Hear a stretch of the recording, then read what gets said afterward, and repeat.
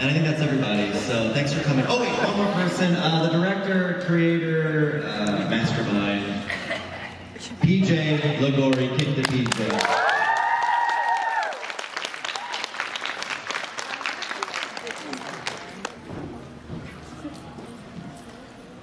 Hi, how's it going? Good. Cool. So this is going to be a really interactive panel. We're going to take lots of questions. I'm going to show you some cool pictures and stuff that we've done when we talk about how the show was made. Now, obviously, not everyone has seen the show yet because, well, we're still making it. But what we do have is a little teaser, which I would love to show you guys now. Cool? Cool. How the show was made. You got a little taste of it there, but I've got some photos I can show you guys too. So if you've got questions, I'm going to try to kind of keep things specific to individual topics and stuff like that, and I just really feel like you can engage. There's going to be people walking around with microphones, so when you raise your hand, and when we pick you, they're going to come over and they're just wait for the mic so everybody can hear everybody. Cool? Can I add something? Please. Also, if you are here, I would tweet, man, I'm at the best panel ever at VidCon. You are missing out. I would just as an idea. And I believe at the end of the panel, we're gonna have a load of cool little bits for you, like tattoos, Oscar's Hotel tattoos. And they're really cool little bits, like stickers and promo codes and lots of good stuff like that.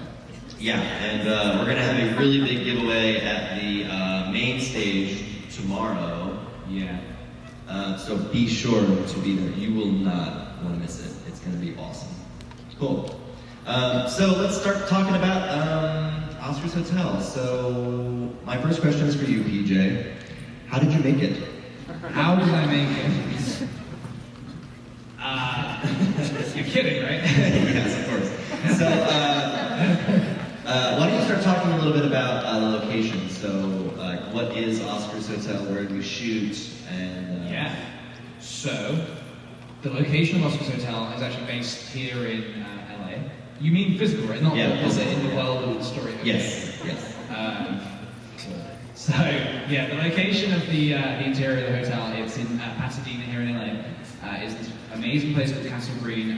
The second I walked in there, I was like, wow, this is Oscar's Hotel. I'd seen some pictures of other places and I was like, none of this is Oscar's Hotel. And then I walked into Castle Green and I was like, yeah, this is Oscar's Hotel. And so we managed to sort out shooting there, which was awesome. That was a really cool experience, which I'm sure we're going to talk a lot about. And then the worlds, the habitats within the hotel, they're sets that we made on soundstage, which was really cool. And that's pretty much that's how we handled the location of it, really. Yeah. What did you guys think about shooting in that location? Why don't you start with Chris? Oh, me.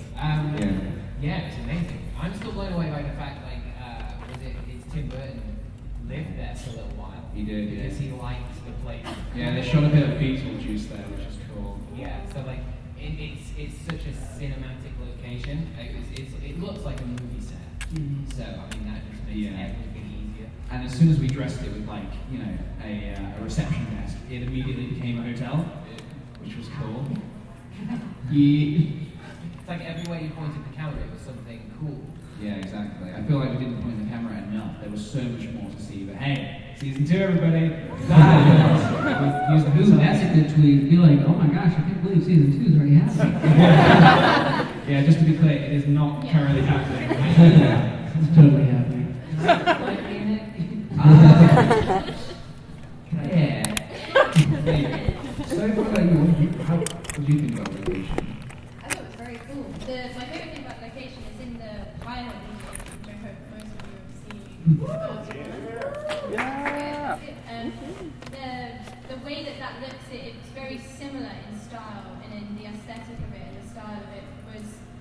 So when you see it, it will feel very much like it's just bumped up a bit, but it doesn't feel so far away from what we originally did for the short. So that's my favourite thing, is it still has the same feeling and colours and vibe, which is really cool. Yeah, because the main thing was when looking for the location was that we knew we'd be shooting in LA, and we didn't want to make it feel like it was noticeably in America. Nothing against America, of course. There's a lot of Americans in this room. I am very American.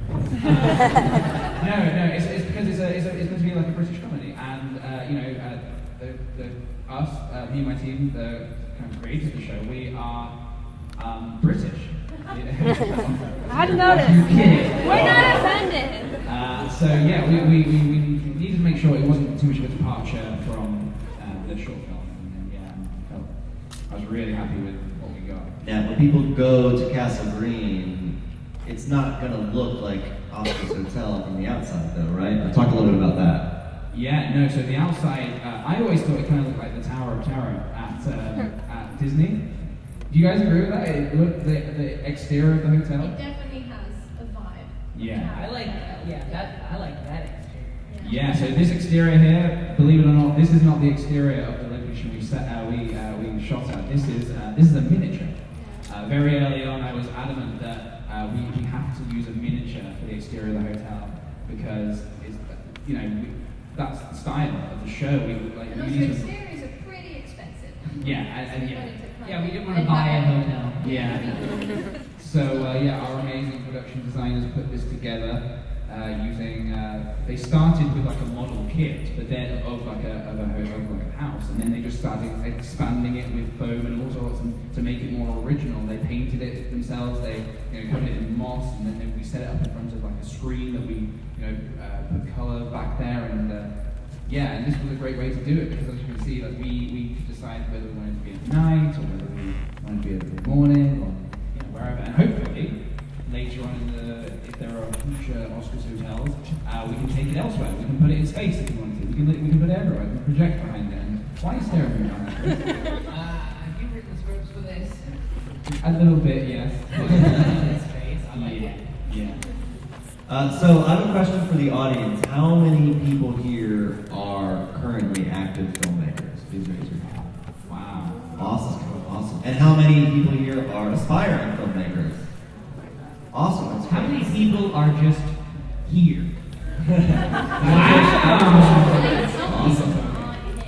So the reason I ask is because these guys are extremely generous when it comes to how they make the stuff that they make. So if at any point we're talking about anything, whether it's the location of the hotel or the miniatures or the exteriors or anything, please raise your hand. Try to keep it on topic, but I'd love to go to lots of questions while they kind of explain how things were made. Hey, we got one right there, actually.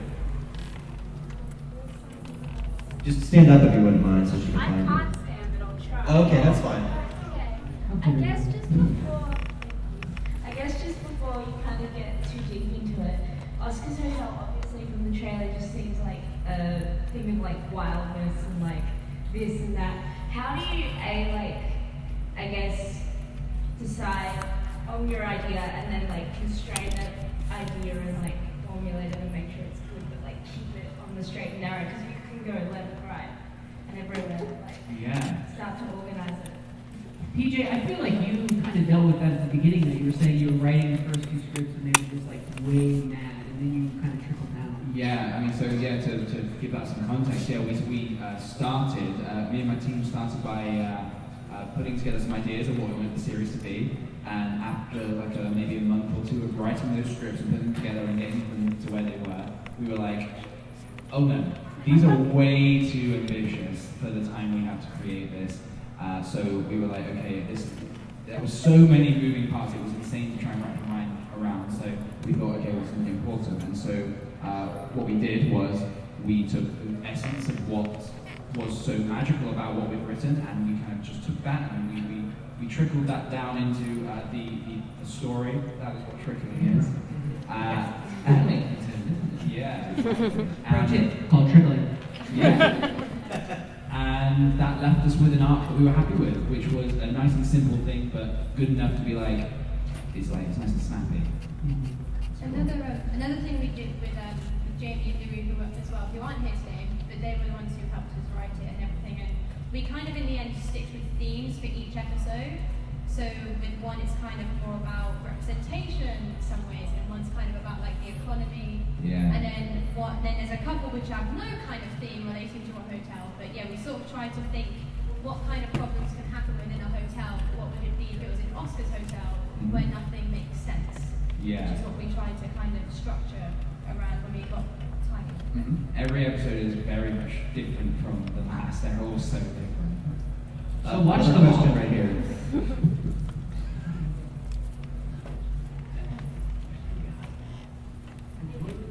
Hey. Hi, how are you? Yeah, good. Hi. I have a question about character development.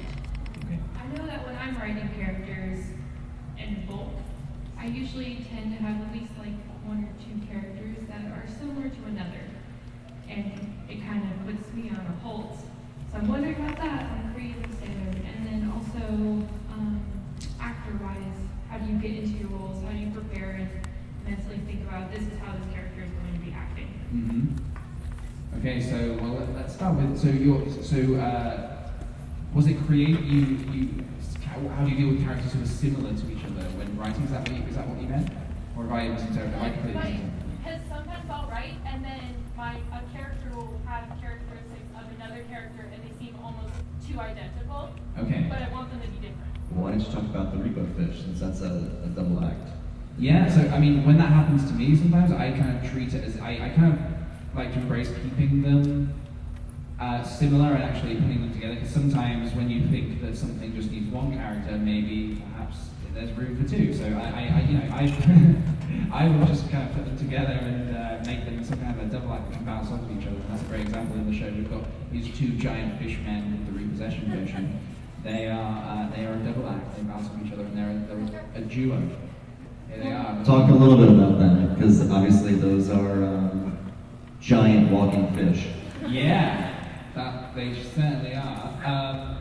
You say that they're very similar, but they also have, we kind of delved into characteristics, so more kind of like maybe the way their accents are, or maybe the way they kind of behave between the two of them, making them kind of separate but still be very similar at the same time. Yeah. There's another thing we kind of went into.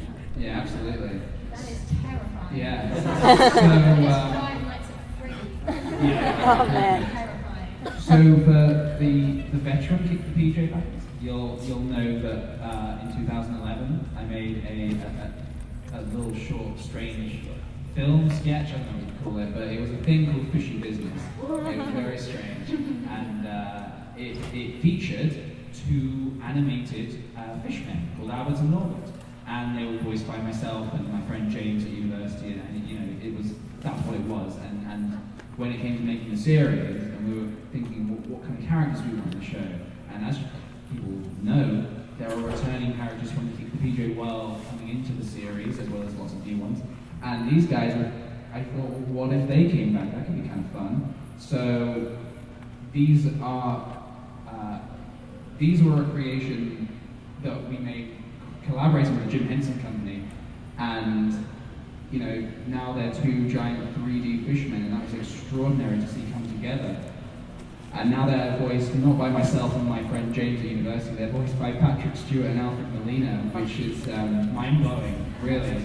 So they've come a long way from their 2D fishy form to this, and they're incredible. And yeah, and Chris, to tie this back into the second part of your question about acting and stuff, and getting into character, Chris, believe it or not, was doing a bit of acting sometimes, and you know, and so you had to get into character, and you had to be different. You had to be different in different situations, and you know, acting with the fish. That's something that was pretty interesting, right? How did you get into character? How do I act with fish? Yeah, how do you act with fish? I researched it a lot. I spent a lot of time with fish. Acting with fish. Yeah. Google. But I mean, acting with those fish guys was easy. I mean, you can get really stuck in as an actor when like everything around looked so realistic. Like it wasn't a CGI thing. Like I wasn't looking at like a guy with a tennis ball on a stick. No, I was looking at big fish. Yeah. And it felt, yeah, it was easy to get into the role because there's so many fun things to do. Yeah, that's good. It was a big character as well. It's easy to play big, crazy characters. So yeah, so much Absolutely. fun. I want to want to talk a little bit about makeup, because that was something that you guys used a lot to differentiate characters. Yeah. Talk a little bit about that and its role in the series. Yeah, so we worked with this amazing makeup team who, a number of them are actually from Face Off, that showed us pretty big over here, and we work very closely with them to make the creatures come alive in a makeup way, because big giant fishmen are not the easiest to make, and so you've got a limited amount of giant fishmen you can make. So for times when we wanted to create other kinds of characters and we had limited time and resources, we used makeup, and they did an amazing job making normal human faces look so inhuman, and that's they did a great job with that. It was really nice to work with a team who knew what they were doing as well, because beforehand we've obviously done it ourselves, so we always try and, we never want to kind of, with Oscar's Hotel in particular in the short, we didn't want it to kind of look like it was just too much fancy dress, but obviously that's the kind of budget we had at the time, so it's just a matter of painting someone completely red. Yeah. Who was that, by the way? Who did we paint completely red every day, from head to toe? Mitchell, what was that like being completely red? Day 1 was fun. What about day 50? No, there wasn't 50 days. Day 3, I was like, you can't paint me red again. No, it was definitely, I spent about 2 hours in a makeup chair every other day, kind of taking it on and taking it off, but it looked so good that I was just like, let's just fully commit, let's do it. Yeah. On paper, painting someone fully red sounds hilarious. And then when you do it, you're like, oh, what have I done? Yeah, there's a lot of times where I was even saying, do you want us to get you some red gloves? And you were like, no, I want to fully commit, paint the hands red. And Yeah, you were getting red. anything. You were getting red handprints everywhere and on everyone. You could tell where I was going. I was leaving trails on everything. It's like, oh, Mitchell's been here, it's red everywhere. But it had an effect on people. I saw it happen with Hannah when she came in to play the Queen Bee. She became more regal as she the transformation happened. Yeah, I think, so for me, but this is me speaking from personal experience, and I'm sure that a lot of people can agree with this. So whenever I get into a character such as Wiggles the Clown, for example, it's almost like a mask, and you completely forget who you are and what your normal mannerisms are, and you just become something new, because it's like everyone's looking at you, but it's like, it doesn't matter, because you're not looking at TJ, you're looking at some insane clown guy, so who is terrifying. And you stay in character. And I stay in character. So, yeah, so I think that's probably true for, so Chris, there's one episode actually where you get some quite heavy makeup on towards the end of the series in episode 6. And that transformed the look of you quite crazy. You actually played a character that got a bit dark and very interesting. So how was that like? Yeah, well, the makeup was so good. It was like a slow transformation. So it was like 3 stages of turning into a fly man. And it was awesome because I think I didn't really know what the character was going to be. I think I had a voice, but then when you see yourself in the makeup, you're like, geez. Yeah. You kind of find the character as soon as you see yourself in the mirror. That's why I also I didn't look at myself in the mirror. They were doing my makeup while I didn't see myself, so that just as they finished, I could look and then go, oh crap. Yeah, that was my favorite variation of Oliver, just because that is there's an episode where he kind of reaches his breaking point, and it's just amazing. Really, oh, there we go. Yeah, look at that. So that's that's Oliver kind of reaching that. We got 2 questions in the back. Let me start with the final checker shirt. Hey. How incredible was it working with the Jim Henson Company? It was the worst.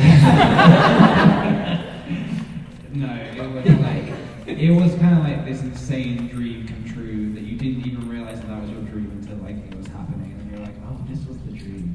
I forgot about. No, it was amazing.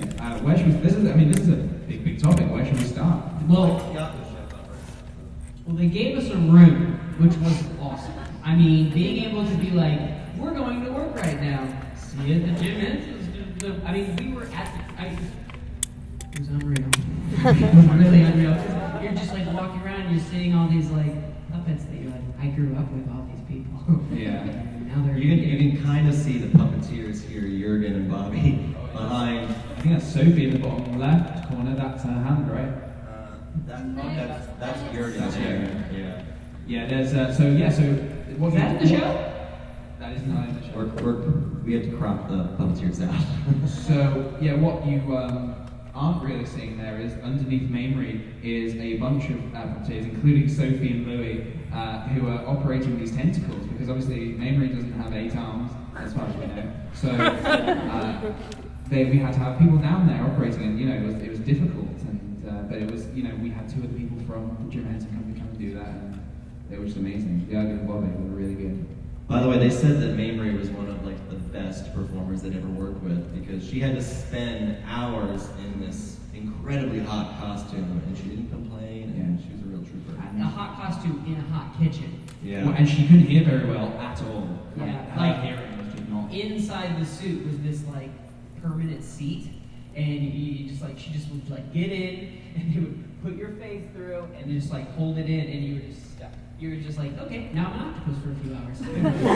Leave another question in the back. Hey. Hey. So, did you come up with the idea for Oscar's Hotel and decide to make it into a web series? Or did you want to make a web series and come up with the idea for Oscar's Hotel? And what do you think the benefits of making a web series are for you versus making short film or a feature or something? Okay, cool. Yeah, let's talk about bit by bit, starting from the start, which is we were approached by Newform Digital, and they said we're giving funding to a bunch of creative people online to make a round of short films, and so me, Sophie, Louis, and Jamie sat down with a big roll of wallpaper, a blank roll of wallpaper, and we just started writing ideas. And there were some terrible ideas on it. And then eventually, I think we wrote something along the lines of what about some kind of a halfway house or a place where creatures live, but by day they're normal people, but then at night they turn into creatures. And then that. We played with that idea for a long time, and then eventually with a lot of molding, it became Oscar's Hotel, which is just plain and simple, it's a hotel full of magical creatures. And so that just kind of organically came about, and then we started developing it together, and we made the short film for the incubator program. But at this point, we have been aware that there may be an opportunity for a series, but we didn't make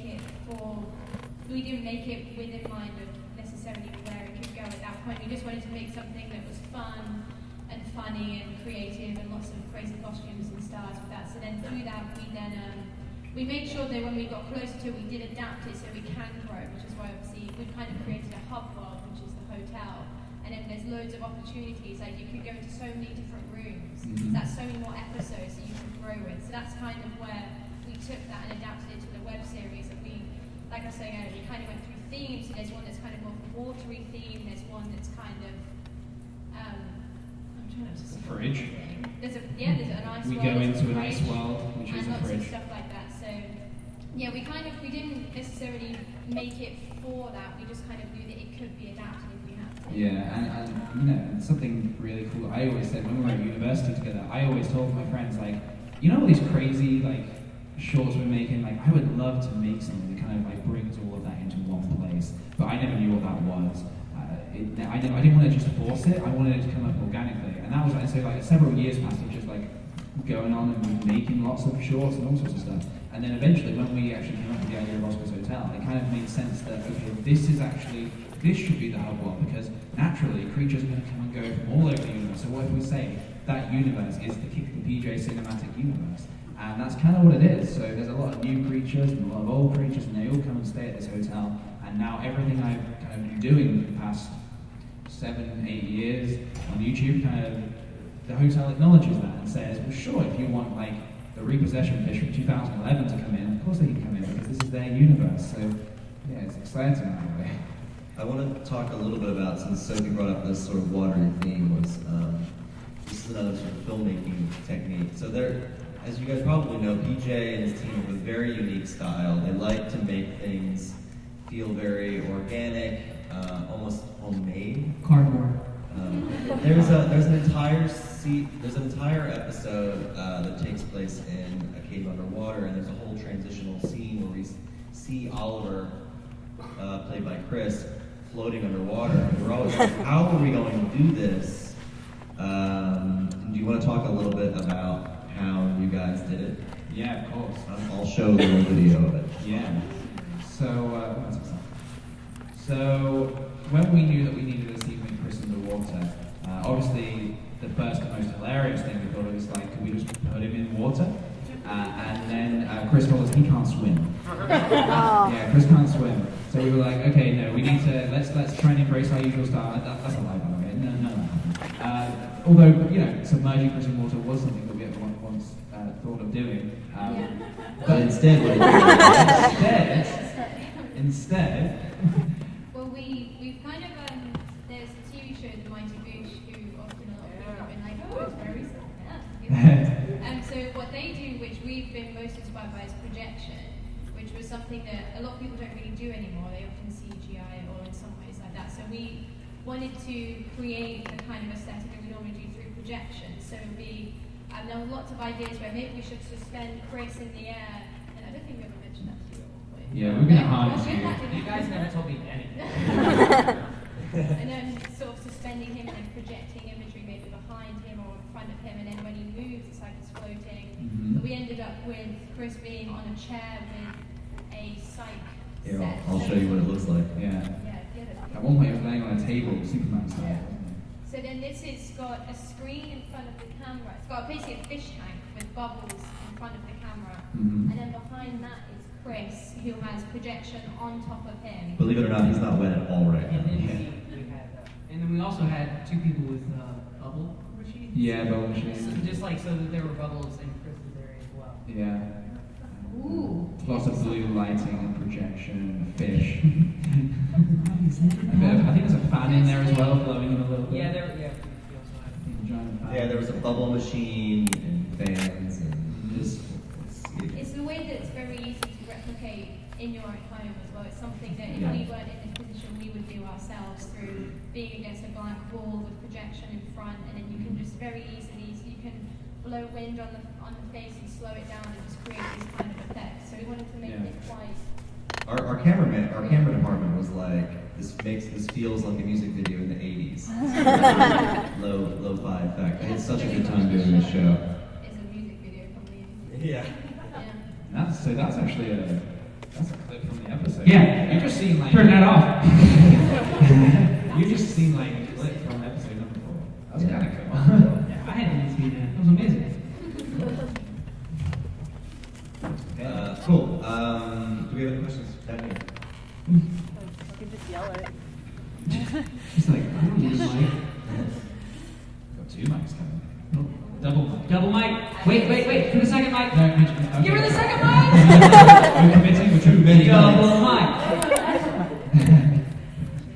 Now there's 2 mics enough.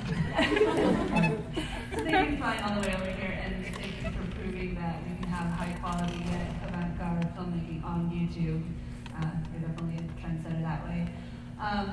My question is that as an amateur filmmaker, I don't have a sponsor or anything, so I can't really hire actors, so I have to use friends and family. But I haven't found the trick to getting them to act without, like, if I offer any kind of, like, could you try a little, a little more aggressive or something like that, they're like, oh, fine. I'm just like, Hey, that sounded pretty aggressive, though. oh, I'm an actress. It's no lie that like every YouTuber when starting making something online, and I'm sure like just filmmakers in general when making stuff, they use their friends and family. I use my friends and family. There are so many videos with my mum in them, which is just they're not online anymore. But like I was like, Mum, can you just act in this quickly? Because I'm trying to do something. So you have to start by using your friends and family, and very fortunately, I started making friends online, which was good, and then eventually that kind of transcended into meeting up and making stuff in person. And so, I do find that it helped going to university for me, because I was surrounded by, that was the first time where I truly felt surrounded by other creators, so And I'm sure if my university didn't have an acting course, but I'm sure if it did, that would have been a great opportunity. It did have lots of film courses, so I was collaborating with other filmmakers. But yeah, I mean, acting schools, it's, you know, making friendships that way is always. I mean, if you say yourself that you're an actress and you want to be doing that, then that's you know, maybe an acting school is where you're going to find other people who want to make stuff. So go to creative places and... Absolutely. Okay. There are also, I don't know so much in the US, but there are websites where a lot of people who want to act do, and they very much will do it for free. Obviously, you feed them and stuff. But there's a lot of ways of connecting with people who want to be in things and sort of just be in almost anything. Which you can make sort of meet some interesting characters that way. But there's definitely ways of connecting and through socializing that way, and networking and all sorts of stuff. Also, I mean, you can play multiple characters. Yeah. Somebody can't do it. Be like, Yeah, PJ does that all the time. yeah, I was gonna say. I mean, that's back in the day. That's kind of like one of the things. Like, if I needed a second person and there was no one else in the room, well, okay, it's me. How many characters did you play in this series, PJ? I play 3, and one of them has a bit of a freaky transformation, so kind of 4. But yeah, 3. Oh, have we got those pictures? I do have a photo of you as Fuzz. As Fuzz? Yeah. Yeah, so Fuzz returned. Dark Fuzz. Look at how pretty that picture is. So dark. Yeah, it's really dark on the projection. Oh. It's cool. You'll see him in the series. But as for, you know, getting other kind of actors and stuff, I mean, Chris, you're not doing anything at the minute, are you? No, I'm just in stuff you make. Yeah.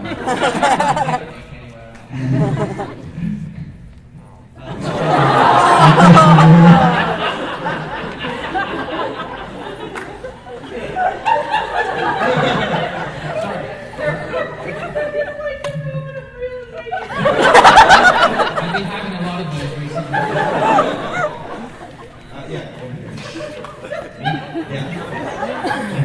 Right. So, PJ, because you studied a creative subject at university, and I'm studying film at university at the moment, how do you balance, or how did you balance, like YouTube and this sort of filmmaking creative stuff with you're looking at me like, what? He has a good answer for this. Okay, how did you balance that? Yeah, I was a terrible student. So the answer is just badly. His course didn't give him much work. My He had course. a lot of free time. My course was a.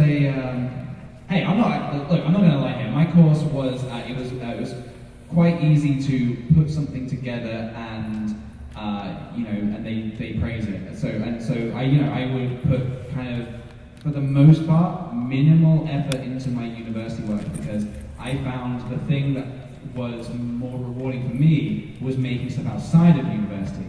And you know, any moment I wasn't doing university work, which wasn't many moments at all, was making stuff with my friends and, like, you know, making cardboard spaceships in our living room and all sorts of stuff like that.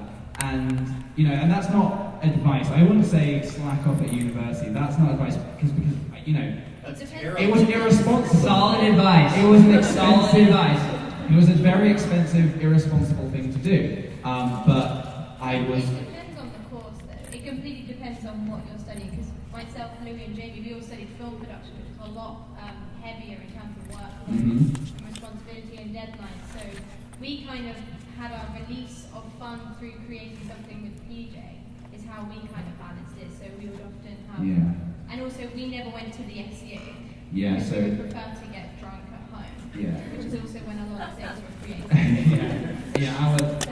The town we went to university didn't have any clubs at all. It had lots of bars and stuff, but yeah. So I was never really interested in clubbing anyway. I was more interested in staying home and making spaceships and stuff. Nerd. Dang. I'm joking. I want to talk a little bit about, well, I'll get to your questions in a second. I just want to talk a little bit about working with Grace, the hermit crab, and that episode, because I want to show some photos. Okay. So another one of our fantastic Jim Henson Company collaboration creatures was a hermit, which I have a non-dark photo. Oh, fantastic. Jack, It's coming. Okay. So this is the Hermie, played by Grace Benedict. And for a long time, we weren't sure exactly what the Hermit was going to look like. This was something that late in the game we kind of came up with a design. We're like, yeah, okay, this is looking good, this is working. And then we started working alongside the Jim Henson Company. They heavily had a lot of input on this one to help us like realize this one. Yeah, and Louis put together a design, and this is what we came up with. And so Grace was she was amazing. She was in this, again like Mary, in a very cumbersome costume all day. She didn't take it off at all day, and she in a hot, cramped little cave that we could only fit myself, Chris, Hermit, a few crew members in there, and it was hot, it was dusty, and she did a great job, like really just doing it and getting the job done. She's a very amazing person. She works very hard, and she knew the character. And luckily, we got her because we wrote the character for her. She was, especially with Octo as well, who's played by Mary. We wrote those characters for them, and hoping we could cast them. So it was a dream that we could work with them as well as collaborate with the Jim Henson Company all at the same time. Something actually we were told during the creation process of the Hermit was that Grace is mildly claustrophobic, and when we heard that we were like, okay, so we need to try and make sure we adapt this to be as, and we're always going to try and make it as comfortable as possible, but when you hear someone's claustrophobic, you don't want to put them in like a one-piece suit that takes so much time to take off and put back on again. So, everything she's wearing is sections. Like she could have, if she wanted to take anything off, she could have taken the headpiece off, like the arm piece off, and like it was all like fragmented to be able to adapt to her personal like kind of comforts and stuff. And that was really important to us for every other character and every other costume. We tried to make sure that nobody was uncomfortable, other than Mitchell. Cool. So talk a little bit too about some of the sort of DIY effects that you guys did. I'm thinking in particular, there's the Party Nightmare, which is another recurring character. Yeah. And you want to talk a little bit about like, the rainbow tears and stuff like that. Yeah, absolutely. So, okay, Mitchell. You alright? He's nervous. DIY effects. So, our thing. You're okay. Good. Our thing is DIY practical effects, in-camera effects, homemade stuff like that, because that's what we've been doing for the past however many years, because it's what was accessible to us, and it's what it's also cheap. Is cheap, and it's also, it can be funny as well. You know, when you see something very like simply put together, like that adds to the humor of something that's meant to be very wacky.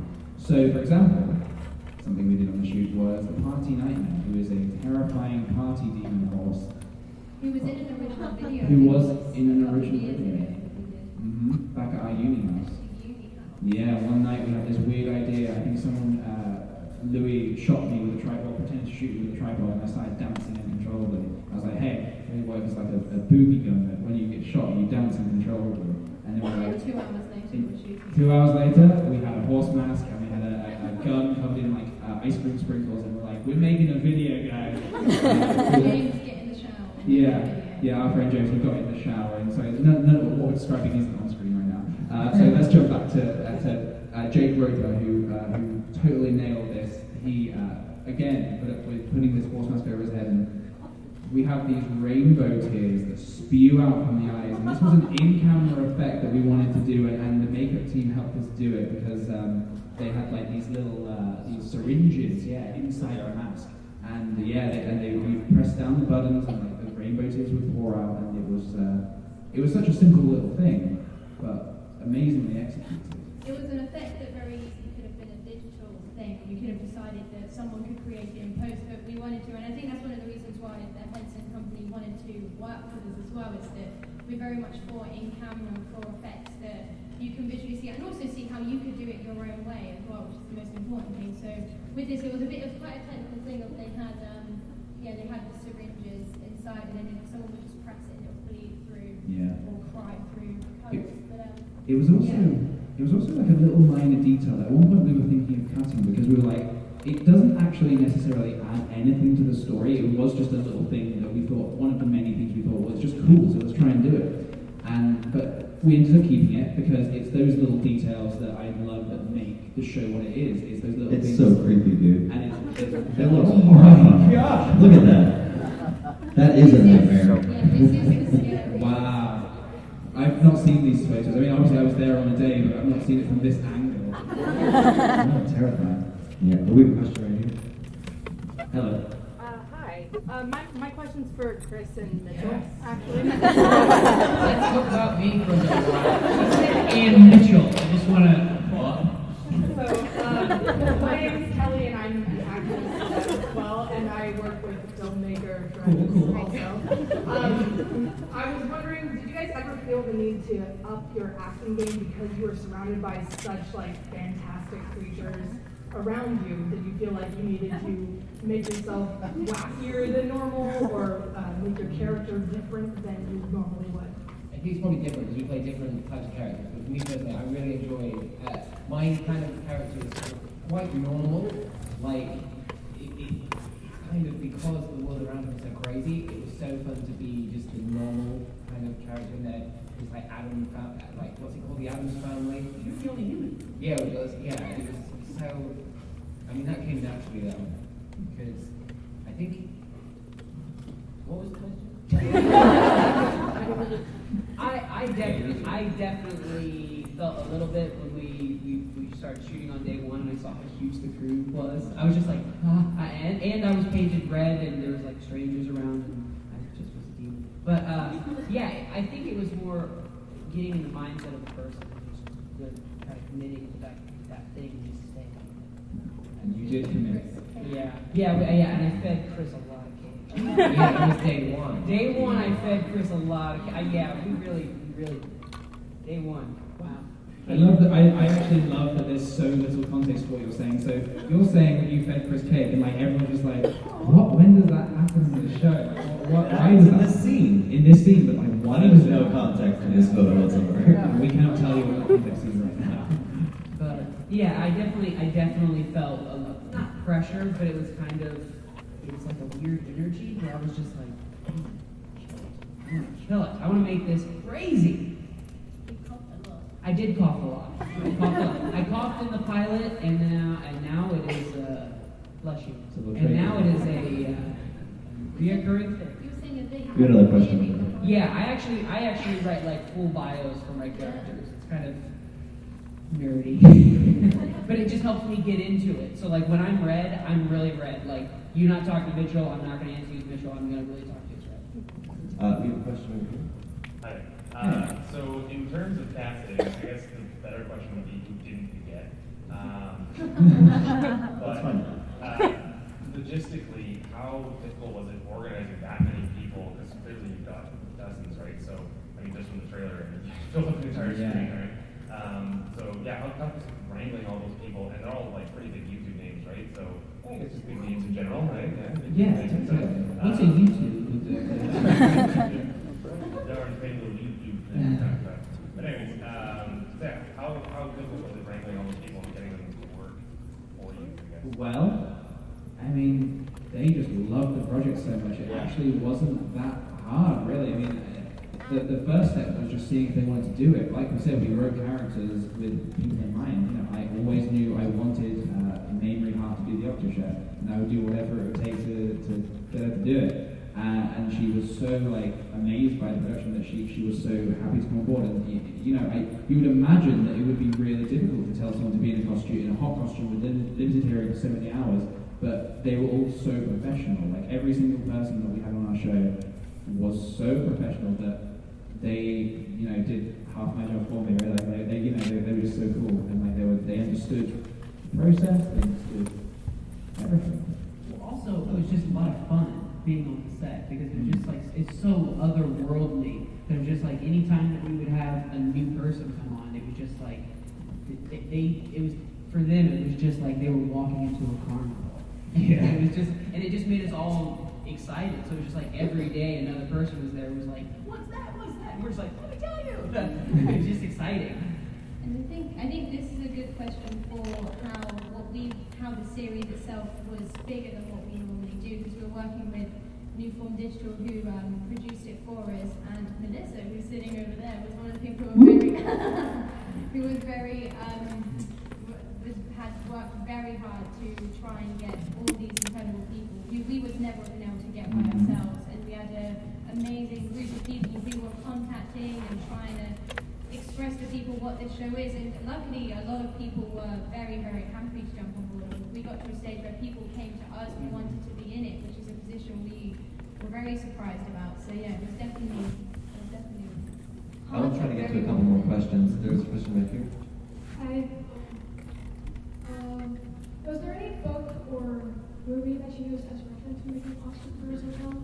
And also, where did the name Oscar's Hotel come from? As in, did you just wake up and say, oh, this sounds good? Or was it, where did it come from? Sure. So the first part of that question was, Was there a book or a movie or something that was an influence? Gotcha. Okay. Yeah. What was the influence? There wasn't a specific thing. I think it was more that when we came up with it, afterwards we were like, okay, so we've got a cool idea. What is it like? We need to make sure we're not ripping anything off. some things from Imaginary Friends. Cross the same from Imaginary Friends. Yeah, that's what we were saying, like, How is it too close? I don't think it was too close. I mean, we naturally drew inspiration from everything that we normally get inspiration from, which is, for me, it's Michel Gondry, for like Sophie and Lillian. I mean, all of us really, the Mighty Boosh, we love the way they work, and so that was another thing. And then, so there are definitely things that influence it. There was nothing that we thought we need to make something like this, because we were trying to make something as original as humanly possible. And then to fill the second part of your question, which was, why Oscar's Hotel? Why Oscar's Hotel? that was a struggle, because we had named it before we had named it. Yeah.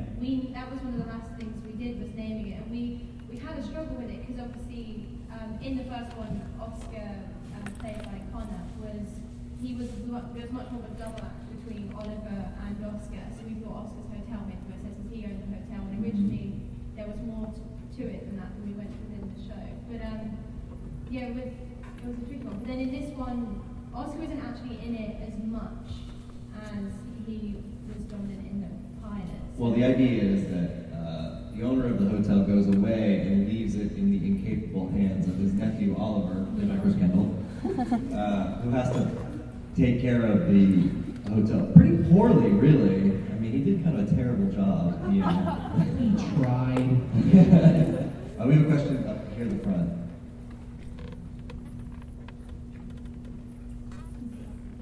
Hey. Hi.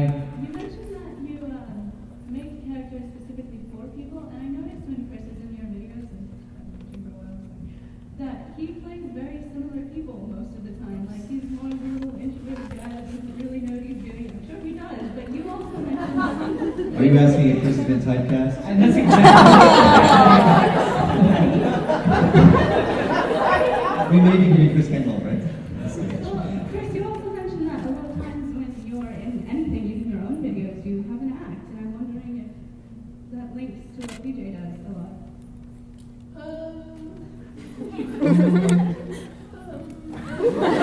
Okay, so I mean, Chris, whenever he appears in my stuff, I think it's more just a coincidence that he's kind of been a very similar character. Some fans have taken it upon themselves to say, they must be canon, and I suppose it sounds pretty cool, so I just say, yeah, I guess it is. But as for your own thing on Crab Sticks, I don't think that really links to anything like that. I think they're very much separate things. Yeah, I think I have it's basically a KickthePJ version of me that's in your thing. Yeah. So it's like as if you created Crab Sticks, so I'm a bit more goofy. Well, we were created by PJ. Yeah. Oh, yeah. The pole people. That was my weird We only have a couple more minutes left, so I want to try to get as many questions as we can. Right here. We're done? I was wondering, because obviously when you announced the series, and you said that there was going to be past characters of your old videos, you probably heard a lot of fan suggestions of who you should name. But I was wondering if how much pressure you felt, and if there was any characters that you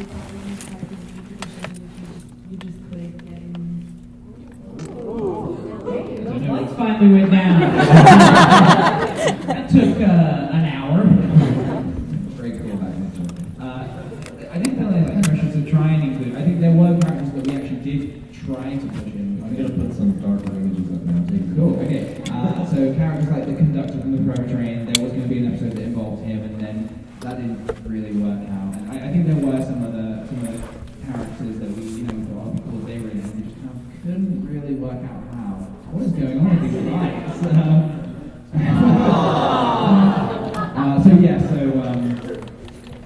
We tried numerous characters, and the ones that stuck were really you'll see the big ones and the parts around the pitch. Don't worry, season 2 you'll meet them. Also, Fly actually, I want to say that the Fly, the richest fly in the universe, is in the series, but in another very interesting, different way. It's not played by myself, and it's not played by a male. It is, it's an amazing interpretation of what the fly could be if we just Fly 2.0. It's really the Fly 2.0, and I'm so happy with where it went. Question here. Yeah.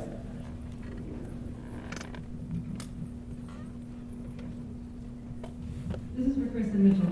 Was there any improv that you guys did while on set, or anybody else did? Were you guys moments? Any improv? Improv? Yeah. What are your favorite moments? Probably. Yeah, go for it. Probably being Mephisto. That was. I really enjoyed getting to be this nonsensical creature that was so surreal that it didn't make any sense, and I got to kind of basically make up phrases that just were not real. Yeah, when I pitched the character to Mitchell, I was like, it's a character who just streamed consciousness, and you were like, that's me. Yeah, that's literally what you said though, and you were just like, you gave me a weekend, and you left me with paper, and I came back, and I was like, these are the things that I would say. And I was like, cool. Yeah, and that was so fun. I mean, when we were filming the painting version, I just flew through that, and we have so many things.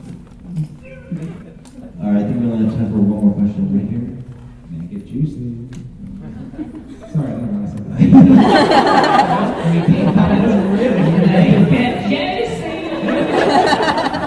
Seriously, So I'm only 15, but I am an aspiring filmmaker, director, and author, all of the whole spiel. And this question is probably for all of you. If you had any advice for your 15, 16-year-old self Nailed it. for any inspiration for being, whether it is a writer or director or an actor, what would you tell yourself? That was very juicy. I want PJ to answer this last. So why don't we start with Sophie? I think my advice would be just make stuff. Just don't I wouldn't compare yourself to what other people are doing. I would just be inspired by it and watch a lot of things. And if you think, oh, that's really cool, I'd like to do something like that, think of what you have that you can use to just make it or create it. If it's with a film, many times we've watched something and we've been like, damn, I want to make that. So we do it in our own way, which obviously usually involves cardboard and no money. So yeah, it's just, I would just say keep creating it and just keep pushing it, and you'll fall into what works for you and a style and an aesthetic that can take you a long way. Mitchell? 15-year-old me. I would tell him. I don't know. Stay in school. I would just. Sheesh. I don't know.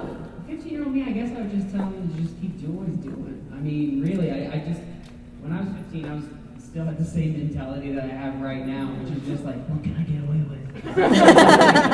Yeah, really, it's just kind of the same. Just keep making, don't stop. I mean, it's just a number. You're capable of whatever you want. Chris, what advice would you give? It's gonna sound boring, but I agree with you guys. The one thing I would say is You're 16, so that's just real. So it's not that, yeah, of course. I mean, but it's totally just do more stuff. Don't waste time thinking about stuff and planning too much, because it really is. You learn while doing it, so you do as much as you can. I wish I did more. PJ? Well, I don't know. else to add to that. I mean, tell my 15-year-old self that. I mean, I'd start by saying, buy stock in Apple. I hear that's going to be big. Are you that old?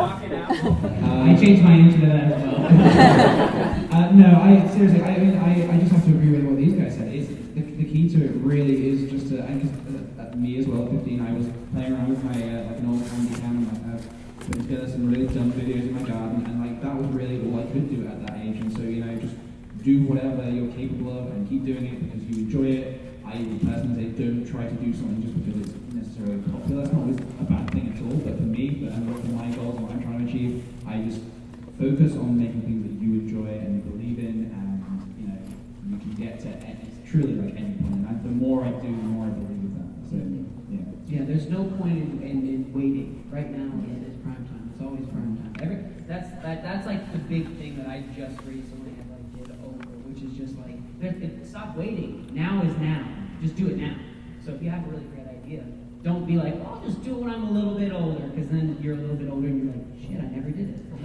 And have fun with it as well. Don't take anything too seriously, because if you do it the age you're at, you won't want to do it. So just have a lot of fun with it. I'm talking right at you. All right, guys. I just want to say thank you so much for coming. Let's thank you. Please go to OscarsHotelSeries.com. You can there's a pre-sale right now for the series.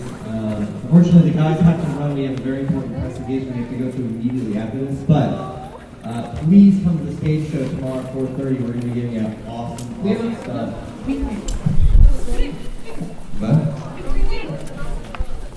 Yes. Okay. So the girls down here, the newborn t-shirts, they have cards that can give you a discount to the pre-sale for the series. So definitely pick up one of those. Those codes expire next week, so get them while they're hot. Thanks, guys. Thank you.